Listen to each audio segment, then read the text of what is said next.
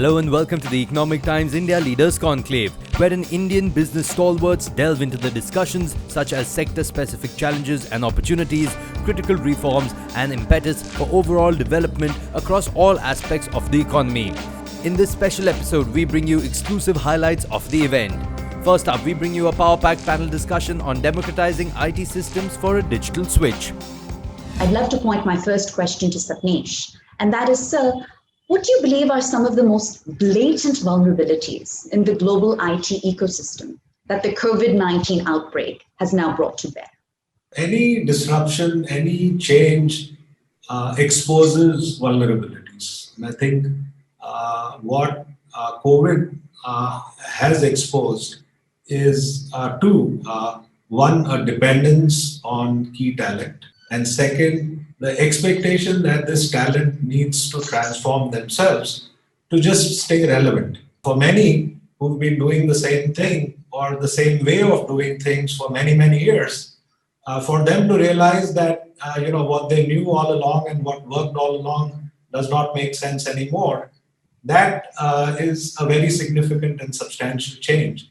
And I think organizations who are participating in digital transformation are learning how to adapt themselves. What we found, one, an organization needs to have the capability to sense that disruption or change is in the offing. Figuring it out after it's happened doesn't really help them. Second, they have to be able to adapt themselves to change. That means they have to have not just the ability to sense, but also the courage to make change and maybe make change ahead of when it is needed. Sure. I think the third is to be able to make bets. And I think those three things are, you can say, the key opportunities, but also the key vulnerabilities. A great segue to my next question, which is to you, Nanda. What are some of the leading challenges and the most formidable challenges that organizations today face in the context of managing their technology footprint specifically? The whole economic space is moving from the physical world to the virtual world. So when that is happening, one of the fundamental thing is that what kind of technologies we are going to choose. It is not lack of technologies. Technologies are available, was available for almost 20 years. We've been preaching about digital transformation for almost 20 years. That was our nature of business. That is the kind of product we create. So if I would say number one problem is problem of plenty, but choosing the right thing. Right? Sure. That is starting with. Then transitioning the technology. People have legacies which bind them to the ground and they can't move. But forgetting that and moving that in a progressive manner, choosing the strategy of transformation is the next most important aspect. And then, of course, that conversation is coming. And within that, then choosing the right technologies or algorithms that help you to manage your business based on your nature of business and the customer base. Well, Rizwan, has digital transformation emerged as sort of a one-size-fits-all solution? Your thoughts? We need to simplify the narrative and move away from using technical jargon like AI, ML, analytics, big data, whatever, to really talk about what are the key business processes that really are processes that make our organization truly unique. So, for example, if I look at Sirius Tech, we are a tech services company, and I could argue that talent supply chain management, right from recruitment, training, onboarding, is the core skill that really defines our scalability over the next 5 years, right? So that is that core process. So you have to almost look at what are every organization, depending on your business, has 2-3 processes which fundamentally define who you are and are a source of your competitive advantage. If we can't put disproportionate amount of capital behind that, then you always run the risk of taking too many initiatives on board, trying to do little, and then spending a lot of money, but not necessarily moving the needle because one got caught up in a lot of jargon in some ways. Yeah. And with that, I come to you, Venugopal. And I'd love to know, how do you believe management teams should go about evaluating digital transformation strategies? There need to be a method to the madness in terms of how we make those choices. Now, I should reflect when we make those choices, I want to reflect on, we call it as walk the talk, what we do in ServiceNow. What our CIO did was to go back to or talk to all the CEOs and understand what's that three things that would be impacting them in terms of making those decisions. And they said, A, velocity. Velocity means because of the changing times, we got to bring in whatever you do with agility and speed. Because the business process needs to be transformed. And the second one was experience. And experience, Smith also mentioned about experience, internal and external. How do we bring that experience for our employees and customers and all together a similar experience to all of them? While bringing these changes, how do we ensure that the intelligence is captured? We can call it as AI, ML and other areas, but intelligence is the larger prerogative here in terms of measuring these velocity and experience, putting forward customer at the front end, using this methodology, which we call it as digital transformation journeys from heat map to roadmap.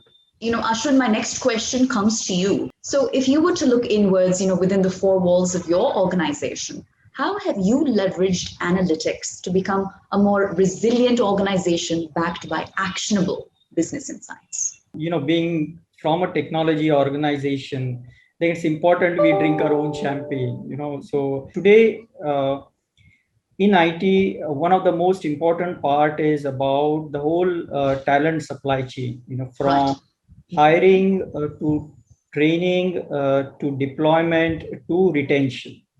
And there are many interesting ways we use AI. See, today in COVID world or even otherwise, a lot of the selection process is virtual. But what is interesting and what is important is how do you ensure you're first starting with the right shortlisted candidate, and we use a lot of AI parameters to figure that out. So if you look at this, we use in different ways, different levels of maturity, AI analytics for the entire core supply chain of our business, which is talent. Just one example, there are many other examples where AI analytics is core to how the business is run. Which countries or communities or, corporates for that matter, do you believe have set the benchmark when it comes to creating truly sustainable and scalable models of delivering IT support? Sumit, over to you. I would divide this into the pre-cloud or the pre-digital revolution that has been accelerated dramatically by COVID and the post world. Sure. I think in the post world, the jury is out there. I don't think anybody has figured it out cleanly as yet. Everybody is scrambling. Sapnesh spoke more so. And the challenges there are not about the technology. The challenges there are truly around talent and applying or making sense of that technology. I think banking sector is the most pervasive one because technology became so fundamental to the way they run their business. Right. And then the service providers who are associated with the banking sector. Those I would say would be the leaders of the pack who got it all figured out in the pre-COVID era. I think in the post-COVID era, we still are all trying to make sense of this fast and furious pace of change. I truly walk away from this talk with a lot of nuggets of wisdom, and I thank you for your time, and I wish you all continued success. Thank you so much, gentlemen.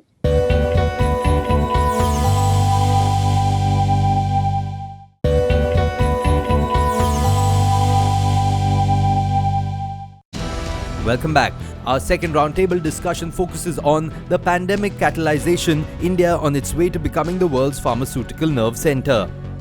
Pharma world is on everybody's radar screen. The common man has strong views on the world of medicines and vaccines, as well as what doctors, pharma companies, and policymakers are doing and should do. Pharma companies have been at the heart of all this, but very few people realize that they are also going through astonishing times. Aditi, can we start with you? What's been the last 2 years like, last year and a half? How challenging has it been? The challenges have been unprecedented. For us, for the sector in toto, it has of course been very challenging because suddenly health and safety for all became the need of the hour. And possibly a lot of things we were as a population taking for granted were being questioned. Medicines had to be made available. We had sudden spurts of demand of certain kind of antibiotics, certain kind of peripheral to COVID products. And suddenly your so-called legacy star products just did not move. So it was a very challenging environment for a company like ours, which has 60% of the top line still coming from India. The very fact that for a greater part of the year, a sales rep has not been able to go and meet the doctor to create demand by way of generating prescriptions, and how sales and top line get impacted in this kind of eventuality has been a very, very interesting journey. Can I turn to Dr. Murtaza? What has been your experience? I would like to share a couple of thoughts. One is, I think the whole idea that we can work from home made us realize that what was the normal earlier, there is a new normal. And one can really adjust, adapt, and be flexible. And that's what was a great learning, I think, for all of us working from home. And now when we have to return back to work, probably it is another new normal that we have to face. In terms of various challenges that we had, I think initially we had logistic challenges, supply chain challenges, manufacturing disruption was there in the Q1 of last year. But that soon got resolved. And what remains, I think, is the demand-related challenges that are there. As Aditi pointed out, initially our medical reps had to create demand without meeting the doctors. And even today, that is to that extent disturbed. So how do we create demand without physically meeting the doctors? So digital working, digital interaction, digital way of meeting doctors. So that was an entire new learning experience for us. Venu, how supply chains work in such a risky environment? What were your thoughts on? This has been like Pharma 4.0, whichever we talked about automation in many different ways. But this forced us to look into automating this particular space from left to right, from suppliers to the shipping, to the carriers, to the warehouse, to the manufacturing unit, to the dealers, and to the end customers. There were a lot of contact points. There were a lot of papers that was involved. So where we helped our customers in working through these is about how do we convert those workflows. And we call this as connected enterprise. How do you make this connect happen was one of the important conversations. And below them, there were so many systems that were helping them to make this happen, whether it is track and trace or whether to manage the stocks or a machine running in a plant and requires maintenance. Because non-maintenance costs a lot of damage as well. So we were helping in each of these dots, talking to each of these persona and making those lives change there. And I'm thankful to this industry, which has been the fulcrum of lifeline for all of us. Amit, you think lots of products would come out of the research pipeline in India, especially in testing? And how has been India standing in the world in the course of this pandemic? I think the work that the government has done, especially when you look at the Department of Biotechnology, in spurring innovation in the country across life sciences, and that focused on testing, focused on diagnostics, on medical devices, not core pharma, but I think it's outstanding work that's being done. I think we have incubators like the CCamp incubator in NCBS, which is incubated more than 100 companies, is involved with so much innovation and so much industry partnerships. It's just, I think it's going to be in the next 5 years. Hopefully, we will see many more, startups and unicorns emerge from that ecosystem. But certainly, a huge amount of innovation has happened. It has also attracted, interestingly enough, global funds. So a lot of excitement happening. I think as you unleash the entrepreneurial energies in the country, we should see even more innovation happen in our space. Shreyas, how optimistic are you on the next 5 years and your thoughts on immunization of the industry? Biologics manufacturing or development will eventually have to be self-sufficient in some way or the other. The Atmanirbhar Bharat or the PLI scheme is not just manufacturing. The good part of that PLI scheme is it covers research and development aspects.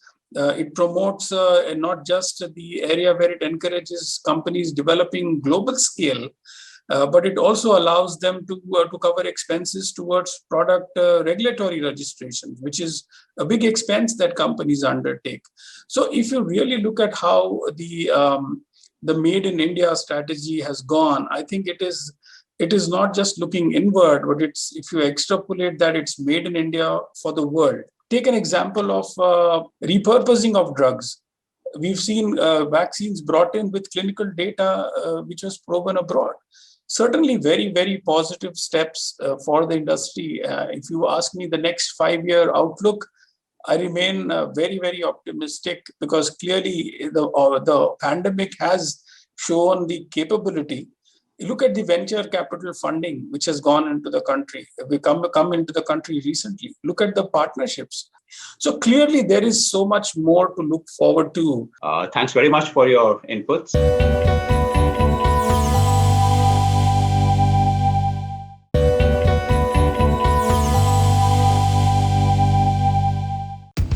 Welcome back. In our next session, industry leaders discuss the survival of the fittest, weaving the resiliency DNA in financial institutions. Ms. Gupta, first question to you. I want to start off with you. You're talking about survival of the fittest, weaving resiliency DNA in financial institutions. One important part of survival is moving with change, is adapting, because as it's so often said that change is the only constant. What's happened now in the last 18 months? How do businesses need to adapt so that they can be on all the time to service customers, to have information at the drop of a hat or a click of the mobile button now? I think the last 18 months have been months of incredible change. If you look at the mutual fund industry, for instance, we've gone from a world where we probably had 60% of our transactions digitally to lockdown, where there was no enablement of physical transactions, and yet lakhs of crores of redemptions and purchases, and everything has sort of worked smoothly. And now, I mean, we are a business, we are 97% digital transactions, and customer service is actually an edge in financial services if we think it is. And the old days of the customer, waiting for you to respond in 2-3 days, I think those days are over. We are one of the few mutual fund brands that's actually very active on things like social media and new age media. And the primary reason we are is to be accessible to customers. I think today, if a customer asks a query, he's expecting a response quickly. He's expecting people to be accessible, leadership to be accessible, which is something that has greatly helped the brand over the last couple of years. So even the model for customer engagement has become a lot more real time than it used to be. But at least the last 18 months have definitely taught us that if money never sleeps, then service also can't sleep. I want to now come to Mr. Raste. Your view on how the NCDEX as an exchange also pivoted as more and more interest was shown, being ready and being more, because again, it's a digital play. So how was that process for you? There are two things. One, you are talking about business intelligence. You're talking about data, and data is what oil was about 50 years ago. And when you analyze data, there are 2 or 3 things which you can do with data. One is you can do your customer interface with data. You can also meet with the regulatory requirements as far as your data analytics is concerned. Now, there are 2 or 3 things which we do with data analytics. One is in terms of our product strategy, what we need to introduce. That is something which the data helps us. Second is the whole pricing decisions are dependent on data. And the third is obviously the regulatory compliance. Now, being an exchange, we interact with our clients, and client confidentiality as well as market surveillance are 2 major parts. Even sitting at remote locations, we are in a position to do both, as market surveillance as well as maintaining the confidentiality of the data, not only of clients, but our own data. The speed is important. So we are in a position to give real-time data on your mobiles at this juncture. And that is something which probably we would not have thought about probably 10 years ago. So I have to get Shashank in now on this conversation. What are the big hurdles? Why are we not seeing more and more companies come in? Because the pie seems to be so huge. Why are we not seeing more people go out there and reach out to these people with the services? See, for us at Razorpay, we have been a big believer of the trend of, businesses leveraging and using internet, right, for for selling things online, for the digitization journey, right? And for anyone who is not able to make that leap, right, is in some sense is going to be left behind, right? My belief is that the businesses who are not going to be digital first in future are in some sense going to be left behind. So the biggest impetus that we have today is how do we educate more and more entrepreneurs to understand this value and start moving online and start changing the way they do business at a very fundamental level. I think I see a very healthy ecosystem of innovation, and we are seeing good support from the venture community. We are seeing good support from the technology community, and people need to think through new ways of not just reaching these customers, but educating them, hand holding them. And then only we'll see like the financial services truly, scaling from the net of, let's say, 100 million consumers and, few million businesses to the next level. Mr. Rao, in the insurance business, predominantly it's been like the face-to-face interaction. Now that's totally gone out of the window because of the pandemic, but obviously insurance selling could not have stopped. How has that pivot happened? What are some of the learnings from that? What are some of the good points that you're taking ahead and some of the bad points that you will work on for the way ahead? The pandemic has brought a lot of newness and freshness to the way things are bought and consumed. The insurance has always been seen as a push product. Courtesy the pandemic, I think risk awareness and risk averseness both have gone up. People are asking questions in terms of, am I insured? And the ones who are insured are asking, am I insured enough? So that's the change that we are seeing. Face-to-face also has advantages, but what the digital world has brought in is the fact that we are able to now tell the products that we sell far more clearer, because the communication that goes to the customer is through presentation. There are a lot of talk about lockdown bringing down costs, but the biggest thing I'm bullish about or happy about is actually not just cost.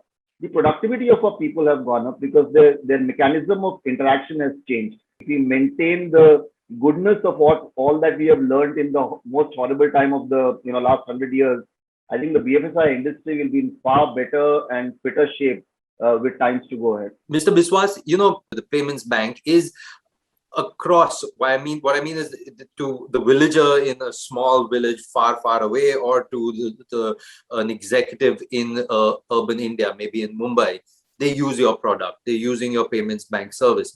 How do you cater to this spectrum? And how are you able to pivot around that to bring in these changes, these minor changes that are required to keep the customer happy? Today, we are serving around 55 million consumers. So the key here, Sumit, is that we don't define ourselves as a BFSI sector company. We see ourselves as a propositions company. And therefore, what proposition we have for what segment is what really drives offtake and uptake and product delivery for us. We realized roughly around 18 months back that in tier 1 and tier 2 India, around 57% of users are scared to use digital payments because they are afraid of fraud. This is a very different insight from convenience, or a very different insight from the fact that people don't have money in their accounts to begin with, which is a problem of, I would say, Bharat and not India. And therefore, it took us roughly 12 months in collaboration with Airtel to design a mobile-first, world-first safety product called SafePay, which basically uses the customer's SIM to deliver a third layer of authentication before the consumer does a digital transaction. That's seen phenomenal offtake. We have 500,000 consumers using that product every day. And we have 2 million consumers who are part of the bank's digital banking proposition as a result of that. And I would submit that the relevance of the sector will continue to be driven only by companies which will design consumer-first propositions, which is what we are trying to do in a very small manner in our own way. Ultimately, the market will need 10 to 20 large companies who are really driving change. Definitely help the much needed growth that we are always looking for. Thank you for that. Finally, Mr. Venugopal, your closing comments, please. I think the first one is velocity. And I mean, velocity is a vector quantity. It's not speed, just that we put something and create a sprawl. but it has to have a complete direction in terms of how we move forward. The second is experience. It's an experience world where multicultural, generations of people are working together, unlike anywhere else. But that's where the experience comes in. How do you bring this experience to bring the businesses run smoothly? And last but not the least is, while we are on the speed, on the vector quantity of velocity and experience, how do you bring the immense of intelligence to create behavioral science, to create advanced predictability, to make our businesses resilient and continue in a more surge of business, I would say. With this, I give back to you, Sumit. Thank you very much. Thank you. Absolutely stunner of a panel discussion. I thoroughly enjoyed this bit where we spoke about survival of the fittest, weaving the resiliency DNA in financial institutions. Thank you so much.